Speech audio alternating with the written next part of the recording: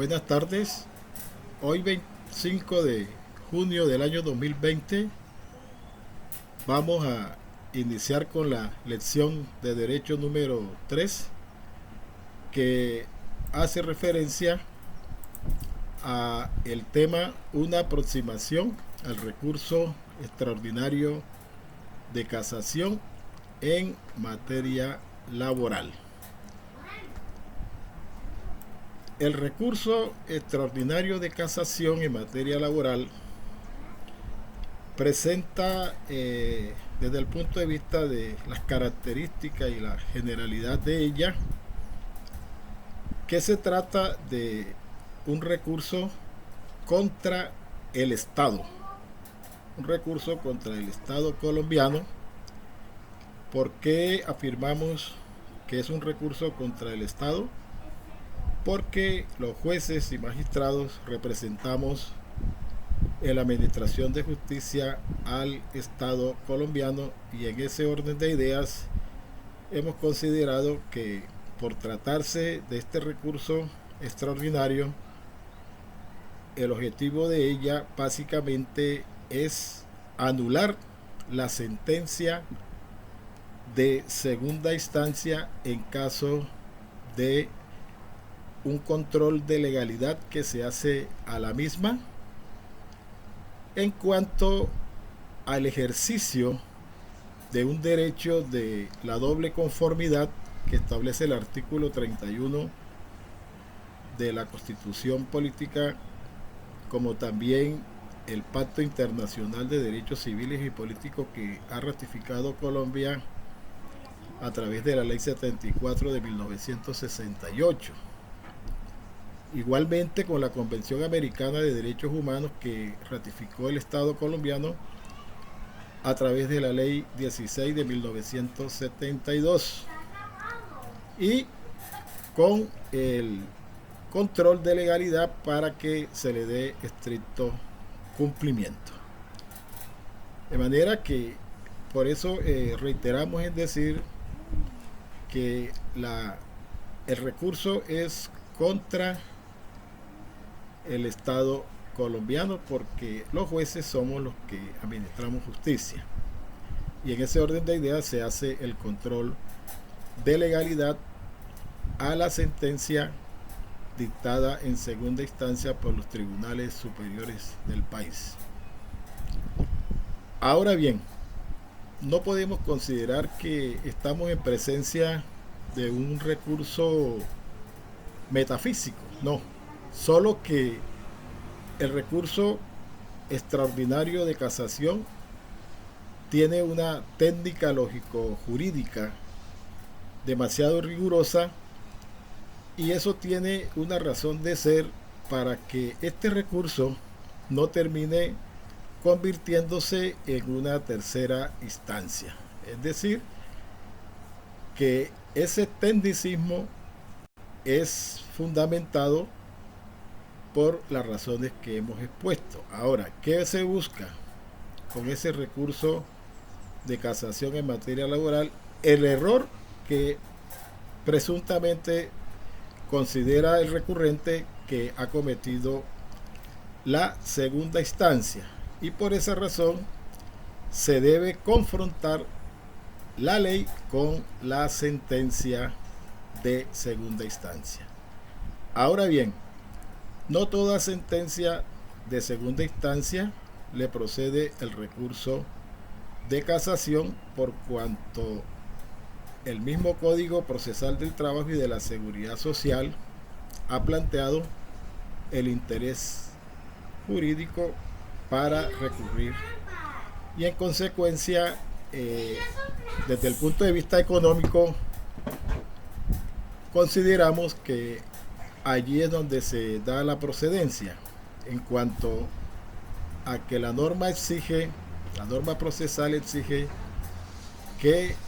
la sentencia que debe ser objeto de recurso de casación es aquella que tenga una cuantía en sus pretensiones igual o superior a 120 salarios mínimos legales mensuales vigentes. Es decir, que para el año 2020 el salario mínimo 877.803 pesos, nos daría una cuantía de 105.336.360 pesos. Por lo tanto, son las sentencias que llegan o exceden de esta cifra las que deben ser objeto del recurso de casación en laboral. Ahora, también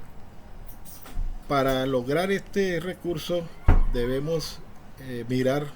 las causales de casación. En materia de causales de casación vamos a encontrar básicamente dos. La primera tiene que ver con la violación a la ley sustancial de orden nacional y la segunda tiene que ver con la violación al principio de la reformatio impeius, y también cuando se hace más gravosa la situación del beneficiario del grado de consulta, es decir, cuando se hace más gravosa la situación del apelante único o cuando se hace más gravosa la situación del beneficiario de ese grado de consulta. De manera que vamos a referirnos entonces a la primera causal, que hace referencia a la violación a la ley sustancial del orden nacional. Esta causal se puede presentar por dos vías: la vía directa y la vía indirecta. La vía directa hace referencia a que el error se encuentra al interior de la propia sentencia. Es decir, no hay que buscar o salir de la pieza procesal de la sentencia, porque allí es donde se va a hallar, en caso de haberse dado el error, para efectos de establecer esta causal. Dicho de otra manera, nada tiene que ver con lo fáctico o lo probatorio, por cuanto el problema subyace en la norma. Es decir, el juzgador entendió correctamente la situación fáctica. No hay problema de ninguna índole en cuanto a la situación fáctica y al tema probatorio. La vía indirecta, por el contrario, el error está, en caso de darse, en el acervo probatorio, es decir, en las pruebas calificadas, de tal manera que es allí en donde ya no es en la sentencia, sino en el acervo probatorio y en las circunstancias fácticas que componen la relación jurídico-procesal. Pero también nuestro Código Procesal del Trabajo y de la Seguridad Social establece unas modalidades de violación a la ley sustancial que, como ya lo hemos dicho, es del orden nacional. Entonces, la vía directa. Por esta vía existen, o vamos a referirnos también a las tres modalidades, que ellas son excluyentes, no son concurrentes, por cuanto tienen una independencia y una autonomía. La primera modalidad hace referencia a la infracción directa. La segunda, la aplicación indirecta, y la tercera modalidad, la interpretación errónea. Entonces, miremos en qué consiste la primera modalidad, vía directa, que hace relación a la infracción directa. Aquí se ignora la existencia de la norma. Es Es decir, se niega su aplicación que le debe corresponder al caso concreto, al caso que se estudia. O sea, el juez selecciona la norma que no regula el caso concreto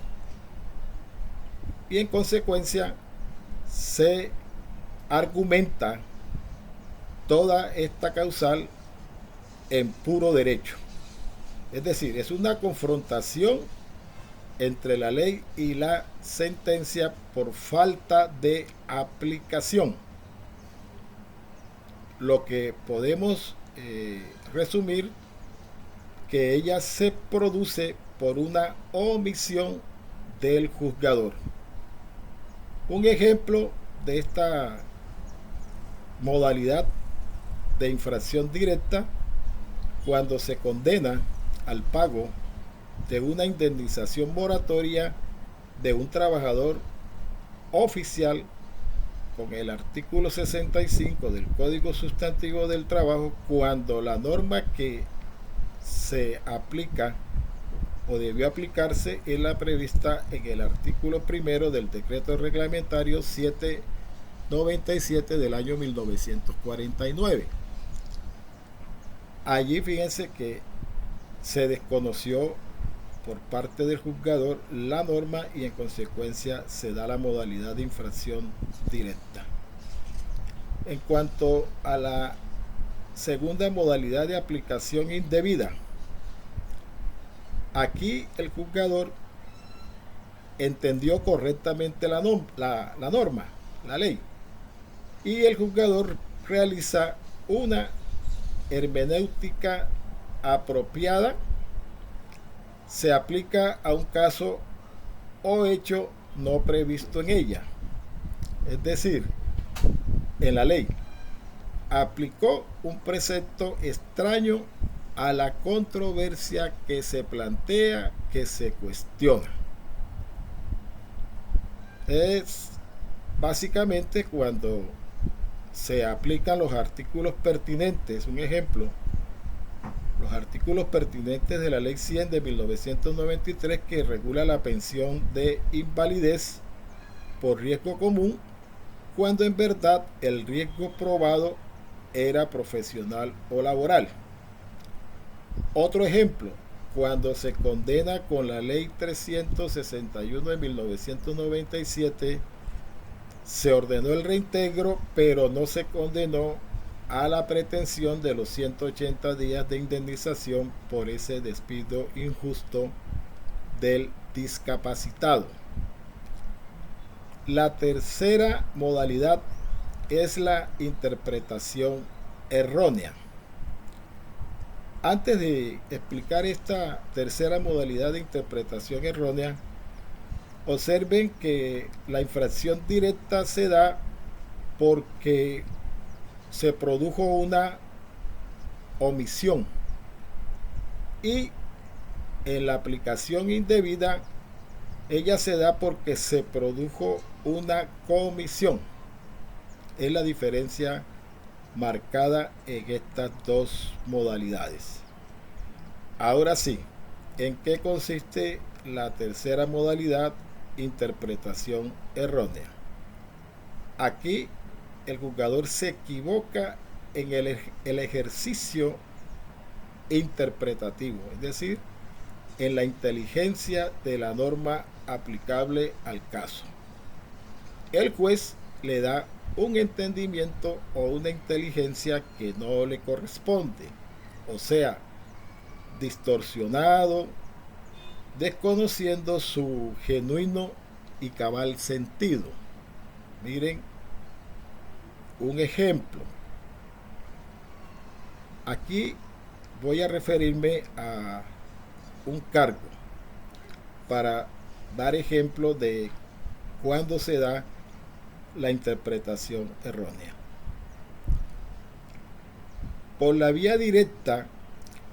acusa la interpretación errónea del artículo 36 de la Ley 100 de 1993 en relación con los preceptos 12 y 20 del decreto 758 de 1990 y los artículos 48 y 53 de la Constitución Política, en lo que condujo a la aplicación indebida de los artículos 33 de la Ley 100 de 1993, modificado por el noveno de la Ley 797 del 2003, en relación con el primero de la Ley 33 de 1985, 48 y 53 de la Carta Fundamental y en los artículos 19 y 21 del Código Sustantivo del Trabajo. Aquí debo aclarar que si bien es cierto, las modalidades de violación a la ley sustancial son excluyentes e independientes, hay casos como en el cargo que antecede, por cuanto si la Corte advierte que la imprecisión a la que se refiere la opositora en modo alguno impide el estudio de fondo del recurso, pues las demás normas están adecuadamente denunciadas, acordes con la vía escogida y al desarrollo de la acusación. Aclaro porque en principio dijimos que estas modalidades son independientes excluyentes, y efectivamente en el cargo que acabamos de mencionar, el recurrente utiliza dos modalidades dentro de un mismo cargo: interpretación errónea y aplicación indebida. De manera que en este caso en particular, la Corte consideró que, si bien es cierto, es una imprecisión, una irregularidad, pues tal como fue planteado, no evitan el desarrollo del recurso de casación y la solución del mismo. Ahora bien, debo aprovechar para referirme a la sentencia del 1 de julio del 2020, la Sala Laboral 1947-2020, radicación 70-918, donde fungió como magistrado ponente el doctor Iván Mauricio Lenis Gómez, y en donde la Sala de Casación Laboral, atendiendo a su nueva composición de sus miembros y luego de referirse ampliamente a la postura vigente hasta ese momento de no tenerse en cuenta el tiempo de servicios no cotizados a una caja o fondo de pensiones, a la entrada en vigencia de la Ley 100 de 1993, para lograr la pensión de vejez con base en el Acuerdo 049 de 1990, y por ser la persona beneficiaria del régimen de transición previsto en el artículo 36 de la Ley 100 de 1993, la Corte dijo lo siguiente en la jurisprudencia que acabo de mencionar, abro comillas: no obstante, ante un nuevo estudio del asunto, la Corte considera pertinente modificar el anterior precedente jurisprudencial para establecer que las pensiones de vejez contempladas en el Acuerdo 049 de 1990 y aprobado por el Decreto 758 de la misma anualidad, aplicable por vía de régimen de transición de la Ley 100 de 1993, pueden consolidarse con semanas efectivamente cotizadas al IS, hoy Colpensiones, y los tiempos laborados a entidades públicas. De manera que fíjense cómo aquí en esta jurisprudencia la Corte, atendiendo la nueva integración, hace un giro en su postura por cuanto consideraban que ese tiempo de servicio en entidades públicas no podían ser contabilizados o sumados para efectos de lograr una pensión de vejez con base en el acuerdo 049 de 1990, porque allí se dice que realmente lo que interesa en últimas es el trabajo humano, de manera que independientemente de que se cotice o no se cotice, el tiempo de servicio debe sumarse para efectos de lograr una pensión de vejez atendiendo el acuerdo 049 de 1990. También es cierto que esta posición ya la había adoptado la Corte Constitucional en la sentencia de unificación SU 769 del 2014. Pues allí indicó la posibilidad de la sumatoria de tiempos públicos con privados bajo el acuerdo 049 de 1990 para hacerse acreedor a dicha pensión. Por lo tanto, debo también decir que el día 18 de junio del presente año se dictó una sentencia anticipada contra Colpensiones por cuanto el juez de la causa, atendiendo el artículo 278 del Código General del Proceso y la remisión que hace el 145 del Código Procesal del Trabajo y de la Seguridad Social, teniendo en cuenta que no había prueba que practicar, y la sugerencia que le hizo el juez a los abogados, se dictó la sentencia anticipada, acogiendo este criterio del 2014 que en buena hora la Honorable Corte Suprema de Justicia ha adoptado, por cuanto es bueno mantener la seguridad jurídica en estos temas. Otro ejemplo también de interés, y voy a hacer referencia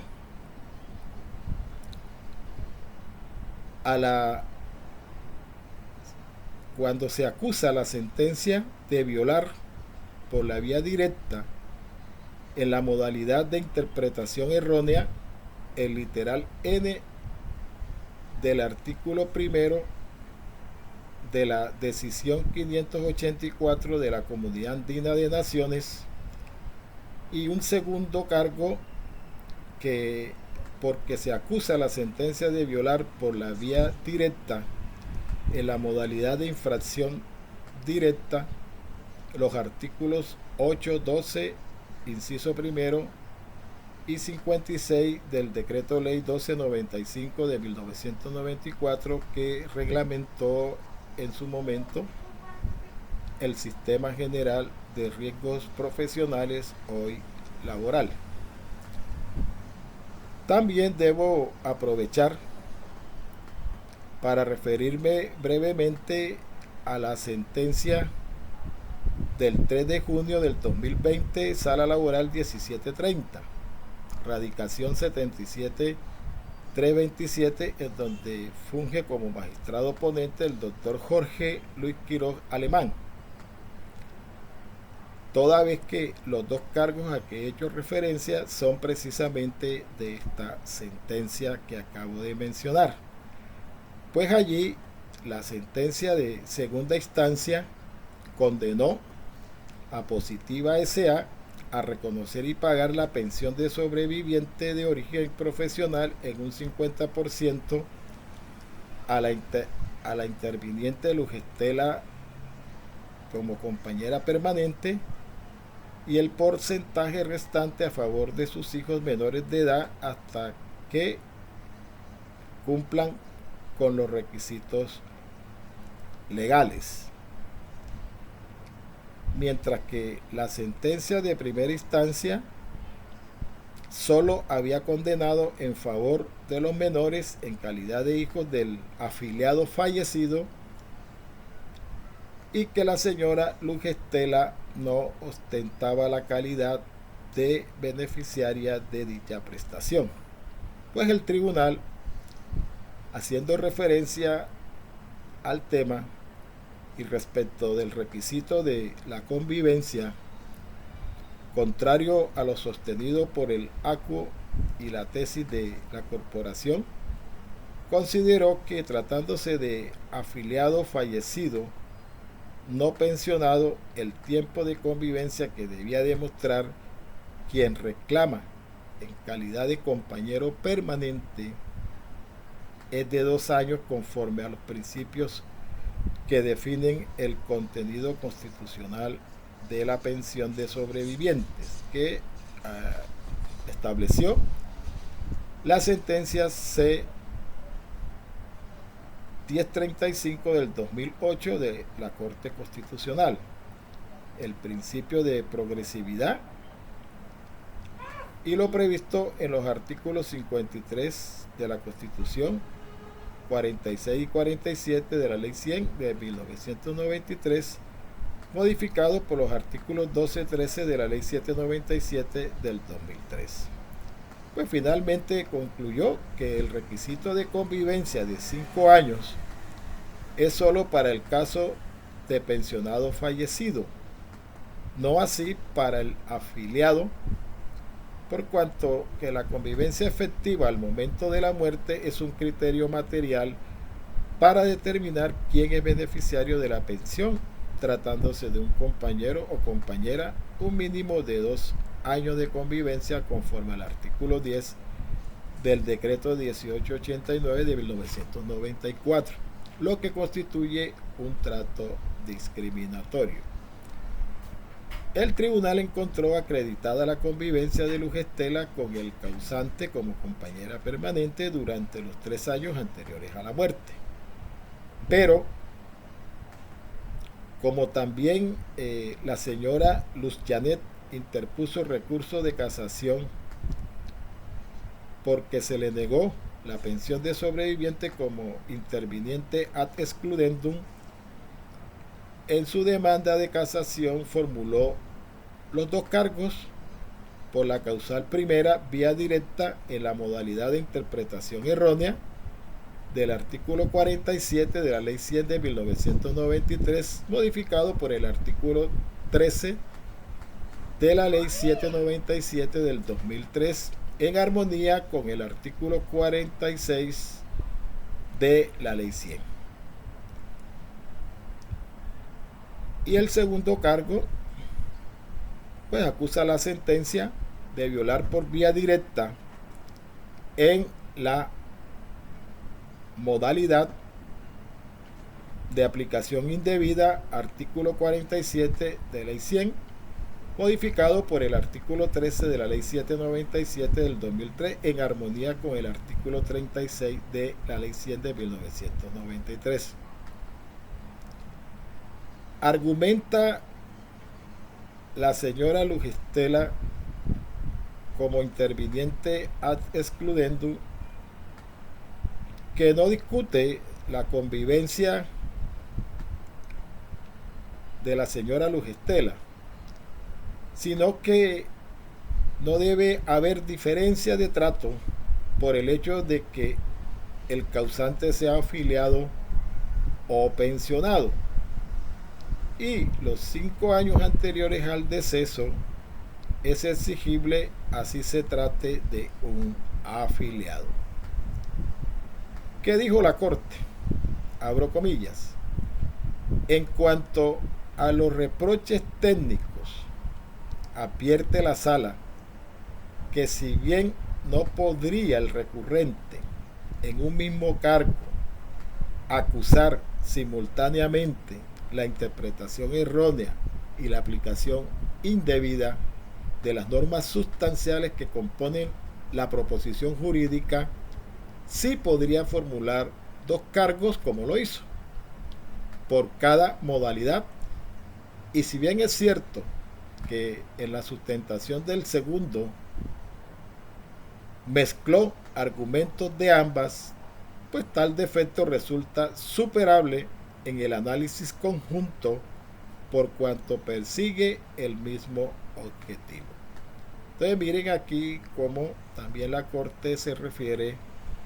a los reparos técnicos que le hace la réplica de esta segunda demanda de casación de la interviniente ad excludendo. Para la Corte es claro que lo que se discute en casación, la censura, es la interpretación o la exegesis dada por el colegiado al artículo 47 de la Ley 100 de 1993, modificado por el artículo 13 de la Ley 797 del 2003,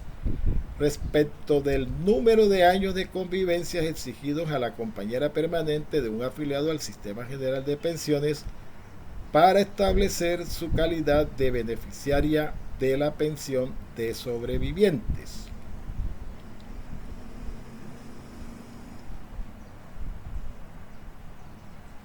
La Corte, fíjense,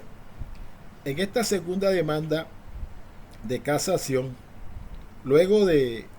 relacionar varias sentencias propias de la corporación y en donde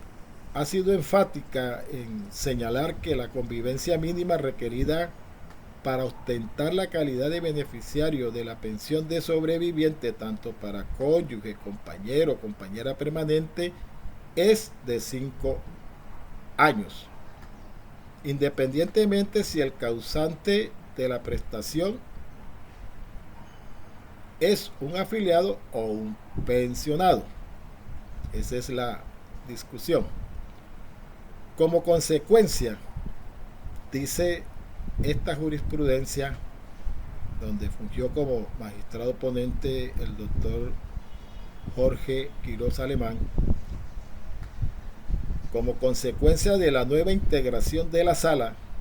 se reevalúa la referida posición jurisprudencial para sentar una nueva doctrina frente a la correcta interpretación de lo dispuesto en el literal A del artículo 13 de la Ley 797 del 2003, teniendo también en cuenta los pronunciamientos de la Corte Constitucional y en especial la C 1094 del 2003, que analizó la constitucionalidad de la parte de dicha disposición. Concluye la Corte. En este punto resulta necesario precisar que conforme al análisis hasta aquí efectuado de lo dispuesto en el literal A del artículo 13 de la Ley 797 del 2003, para ser considerado beneficiario de la pensión de sobreviviente en condición de cónyuge o compañero o compañera supérstite del afiliado al sistema que fallece, no es exigible ningún tiempo mínimo de convivencia, toda vez que con la simple acreditación de la calidad exigida, cónyuge, compañero, compañera,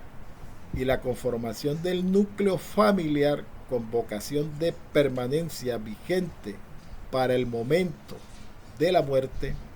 se da el cumplimiento al supuesto previsto en el literal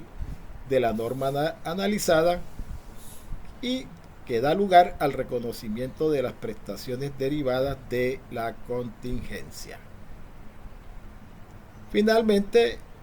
la Corte fija el verdadero alcance de la disposición acusada a la luz del principio constitucional de favorabilidad y el indubio pro operario, en el sentido que la convivencia mínima de 5 años solo es exigible en el caso de muerte del pensionado, y da las justificaciones pertinentes por cuanto aquí lo que se protege es el concepto de familia, núcleo familiar desde el punto de vista constitucional. De manera que, retomando entonces el tema de la aproximación al recurso de casación, es importante también tener de presente que la jurisprudencia ha aceptado lo que también se denomina violación de medio. ¿En qué consiste? En que cuando se aplica la ley procesal y trae como consecuencia la violación a una ley sustancial del orden nacional, entonces procede la causal en ese sentido, que es lo que la doctrina ha llamado como errores improcedendo, por cuanto observen que si bien es cierto, la ley procesal no hace parte del recurso de casación en materia laboral, pues ella sirvió como medio, como vehículo para violar la ley sustancial de orden nacional. En este puntico, pues quiero manifestar una opinión personal, y es la siguiente. Si una norma sustancial se encuentra en un código procesal, puede ocurrir. Tal circunstancia no la convierte en norma adjetiva, sigue siendo ley sustancial y por lo tanto puede alegarse o presentarse en la proposición jurídica. Lo que la hace sustancial una ley es que se trate de una norma que crea, modifique o extinga un derecho, independientemente del código que la contenga. Pasamos entonces a la vía indirecta. Aquí observen que ya el error no es de puro derecho, sino que este se halla de darse en los hechos o en las pruebas u otro acto procesal que no sea la sentencia. Es lo que constituye entonces la vía de hecho. Es decir, el sentenciador incurre en errores manifiestos de hecho o de derecho cuando valora el acervo probatorio o los medios de convicción allegados al proceso, como lo son el documento auténtico, la confesión judicial o una inspección judicial.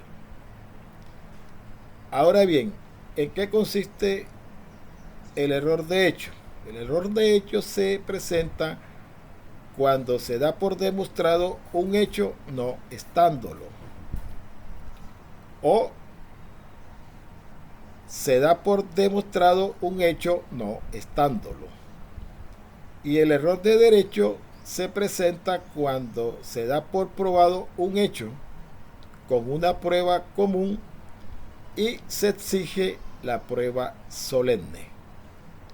O sea, que los dos errores no pueden alegarse en un mismo cargo. Son también excluyentes e independientes.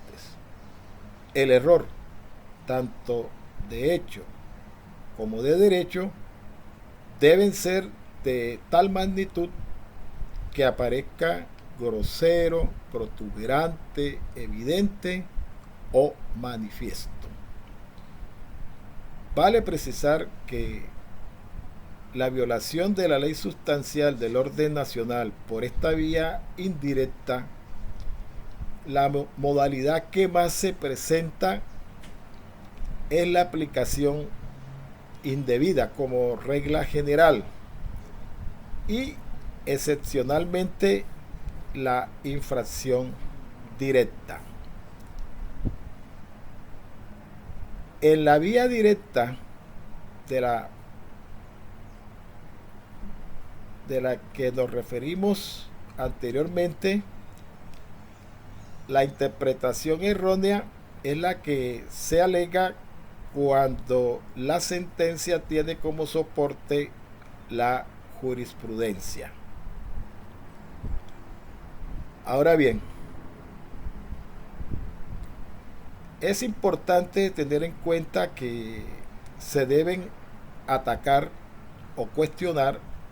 todas las pruebas que son el soporte de la sentencia de segunda instancia, por cuanto de lo contrario se puede correr o se corre el riesgo que la sentencia no se case si una prueba se dejó de cuestionar y que ésta sea lo suficientemente capaz desde el punto de vista probatorio de mantener incólume la sentencia. También puede darse el caso de no haber valorado algunas pruebas que a juicio del recurrente sirven para casar la sentencia. En conclusión, es el acervo probatorio el medio por la cual la sala laboral de un tribunal viola la ley sustancial de orden nacional. Luego, entonces debemos salirnos de la decisión de segunda instancia y centrarnos en las pruebas o en las circunstancias fácticas para hallar ya sea el error de hecho o el error de derecho. Ahora bien, las vías directa e indirecta, como pueden apreciar, son disímiles y por ende no pueden alegarse en un solo cargo, o sea que deben presentarse por cargos separados. Ahora bien, se consideran normas sustanciales y que están previstas en la Constitución,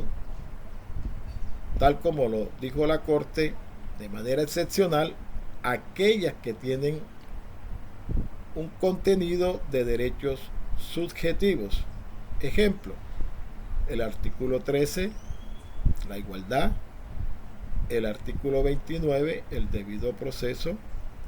y en el artículo 53 también podemos mencionar el principio de la condición más beneficiosa.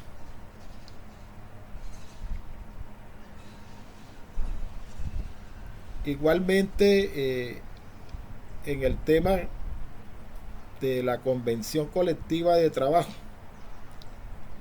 en principio uno puede pensar que por tener derechos subjetivos se podría atacar por vía directa, pero ¿qué ocurre? Que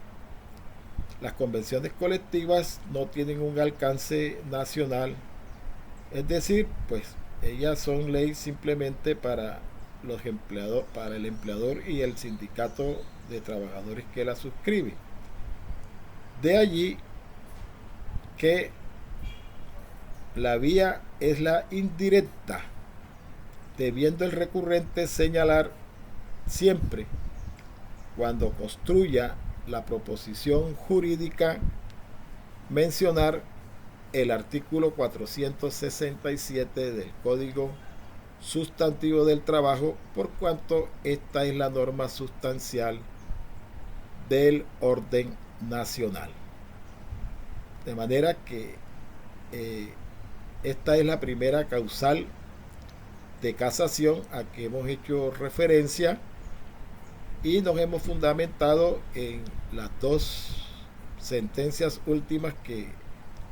la nueva composición de la Corte Suprema de Justicia en su sala de casación laboral ha hecho un replanteamiento en las posturas a buena hora, porque hace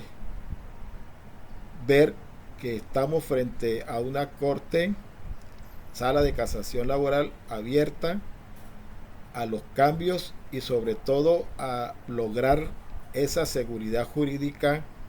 que necesita este país. En cuanto a la segunda causal, que hace referencia a hacer más gravosa la situación del apelante único o beneficiario de la consulta, la vamos a manifestar o a desarrollar en una cuarta lección de derecho. De manera que agradezco a todas las personas que vean y escuchen estas breves lecciones de derecho para lograr una reflexión y un análisis de cómo debemos valorar al momento de definir nuestros casos una jurisprudencia de la Corte Suprema de Justicia, porque tenemos a veces la costumbre de irnos únicamente a la parte resolutiva y no comprender a veces que el caso que tenemos no es igual, y a veces damos esas incorrecciones, pero qué bueno que leamos toda la sentencia de la Corte Suprema, Sala de Casación Laboral, para que nuestras decisiones sean ajustadas a derecho. Les agradezco, muchas gracias y nos vemos en una próxima lección de derecho. Dios los bendiga.